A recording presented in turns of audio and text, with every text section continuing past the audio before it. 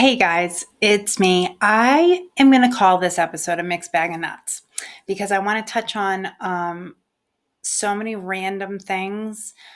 First and foremost, I want to say that I'm going to be probably, a little bit more sporadic with my videos only because my mom is visiting from back east, Massachusetts, actually, and she's going to be here until September. And then I'm traveling back with her from Idaho to the East Coast, which will be my first trip back in a couple years. So that'll be fun. I also have my 30th high school reunion to go to, which I am super excited to see people and, not even necessarily reminisce, but if that happens, awesome. Um, and I'm wondering, like, first of all, has anybody else been to their 30th? Like, how weird is this gonna be? I mean, I remember I think the last one I went to, I want to say was like five. I don't even know why we had one at five, because who's done any living 5 years out of like high school? Maybe it was 10, though. It might have been 10. But it was like back then, it seemed like we all had just like kind of gotten swollen. And now when I see everybody that I, have been communicating with on Facebook, it's like everybody looks amazing. And not that I should be surprised. That came out wrong because I did sound surprised. I think I'm so excited to see people, and it looks like there's been a lot of excitement, lots of kids, that have been had. And I did not have any kids. So I'm very excited to hear about, the people that I hung out with in high school now being moms and dads and stuff like that. To me is completely trippy, but awesome. I mean, so awesome. And I just didn't know if anybody else had any kind of I don't know, maybe advice for me. Like, I don't know if some people still hold on to like weird high school sort of clicky mentality.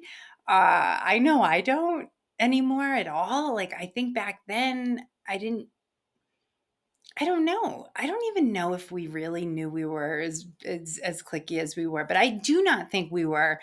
My friends and I were ever like mean to people, or I mean, maybe when we were younger, we were mean to people. But I think as we grew up, I think people just became people, And now in our 40s, our late 40s, um, the maturity level. I mean, hopefully, it's not too advanced because we all want to be goofy together still, I'm sure.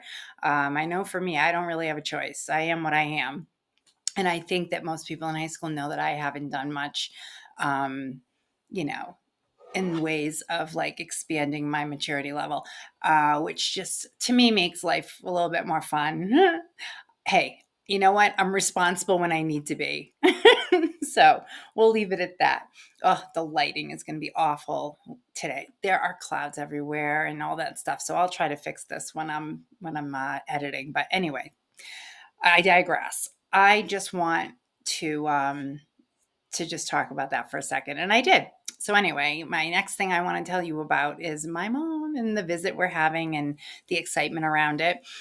There's a lot coming down for us, and she's, even considering, she's still thinking it over. I think the last percentage she had at about 99.9% sure of a decision she wanted to make, but you know, I'm just letting her sort of do her own thing, and we're having such a good time, and we play games, and we're very silly, and we laugh a ton.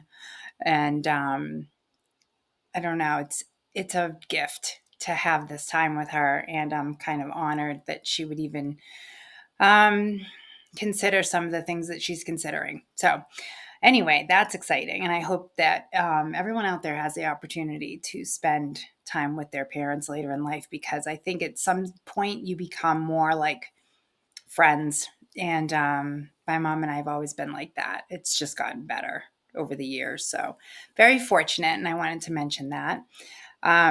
Also, in this mixed bag of nuts, I wanted to mention, who I do my, talks with the dude or interviews or conversations or just high weirdness and strangeness with my friend Mark, and I call him the dude because he calls me dude. We've always called each other dude.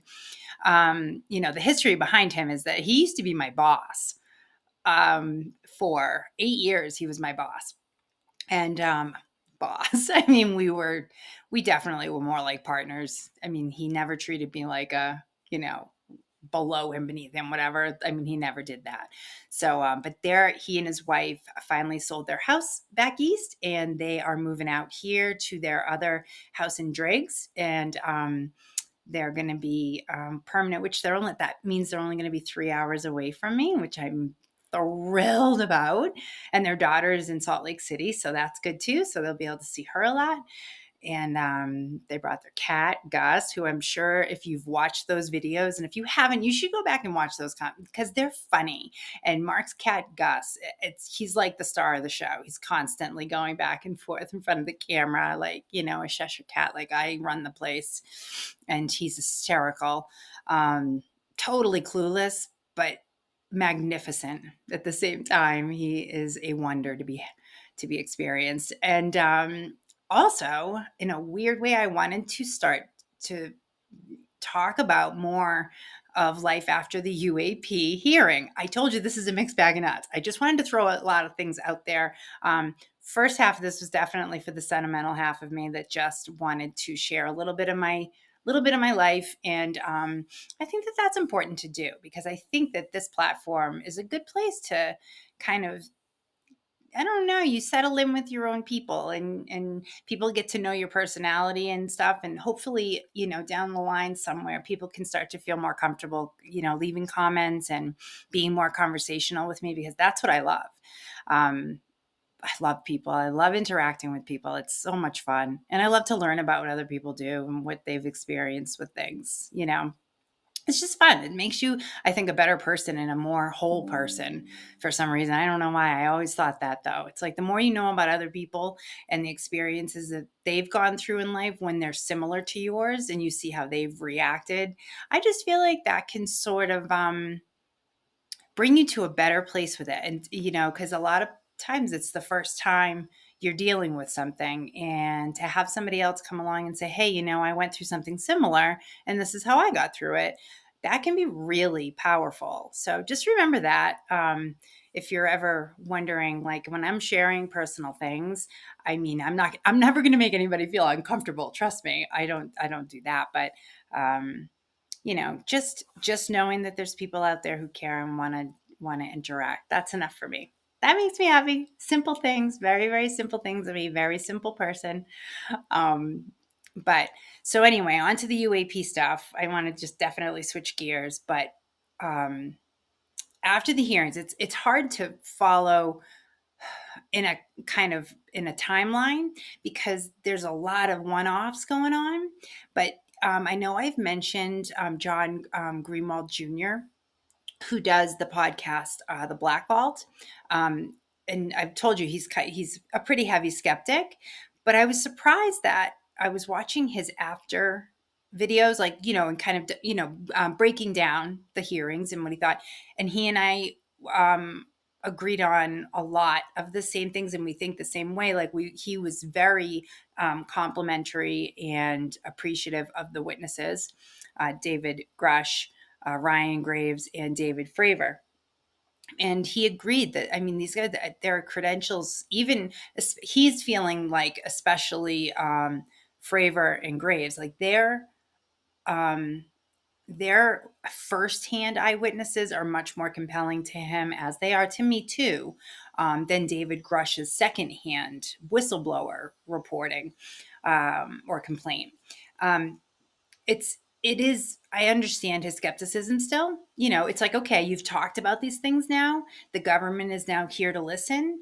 And now it's like, now it's time to show. Now it's like show and tell. Okay, you've done the tell part, but now it's time to show. We need to see these things that these guys are talking about. If we have possession of them, I go back to, I'm not demanding, or I don't think anyone is demanding all the technology that might go with this kind of disclosure, because I understand that they got to figure it out to some degree, at least. because when you're going to release technology like that, there are going to be so many questions bombarding, right? And if you don't have them, it's like, what good is it to even have disclosed it? Because then everyone's just clueless, and then frustrations build, and then it's just like a juggernaut of confusion, right? So I think that I understand the pause between like what's happening now. I feel like there is a little bit of a pause. I think people are gathering, doing more research, and sort of lining their ducks in a row a little bit more. I know that George Knapp and Jeremy Corbell were at the hearing. They were right behind those guys, the three witnesses. They were very supportive. They were there, you know, really. I think that they're a great support system for these guys because um, their alliance to this cause is, it's unquestionable, and it is sustaining a lot of the disclosure discussions. It's sustaining them, it's pushing them forward even, and they have connections so out, like so far reaching, which is awesome for people like me who are just so hungry to keep learning more and hearing more, so I can keep going with videos and updating you guys who may not follow all of what they put out. um, I know I sort of, for myself, I kind of, I don't want to say dummy it down because that's not what I mean, but I make it very basic as far as understanding the concepts sometimes that are really complex. And there may be even terms used, or even ideologies used, or explanations given that are kind of convoluted. And I think having someone like me, like very much a lay person who really likes to be able to talk about these things, the UAPs and the UF and anything kind of under the umbrella of ufology. Um, I like to understand what I'm explaining, because I want you to understand, and I want you to be engaged in it, and want you to learn more with me, because I'll tell you in a way that, we will get it, and maybe that'll make it more interesting. Maybe not. I don't know. For me, that's how it is.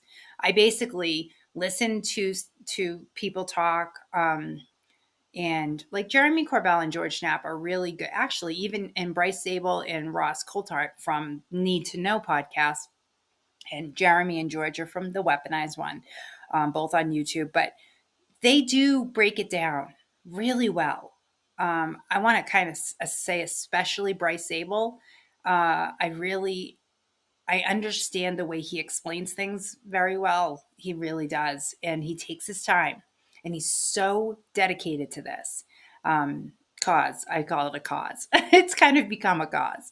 But anyway, so just so you know, I am not going to be letting go of like my questions I have about where does SETI, the search for extraterrestrial intelligence, where do they fit in going forward? Does their role expand, or does it change course? Because if we are in touch or have contact with non-human intelligences, with under the umbrella of these illegal retrieval programs that David Grush was talking about, um, then perhaps SETI has to change sort of their approach to things, because if there's already search for intelligence, um, extraterrestrial intelligence, we already have it sort of confirmed. Are they still just going to keep looking for more? I mean, wouldn't it seem like their resources would be better suited for what happens next? And again, they aren't really that interested in what happens next. They're just looking for the source. They're looking for the messages. They're looking for where they came from, and then they're going to go like this and go, okay, now do what you guys do, government, fix it, but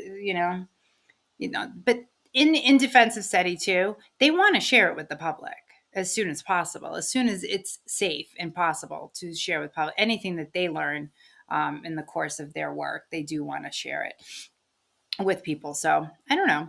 It's an ongoing process, obviously, but I'm not going to let up on it. I just know that I'm not going to have time to do a lot of videos, and I and it, which is good. It's a good thing because I want to spend time with my mom.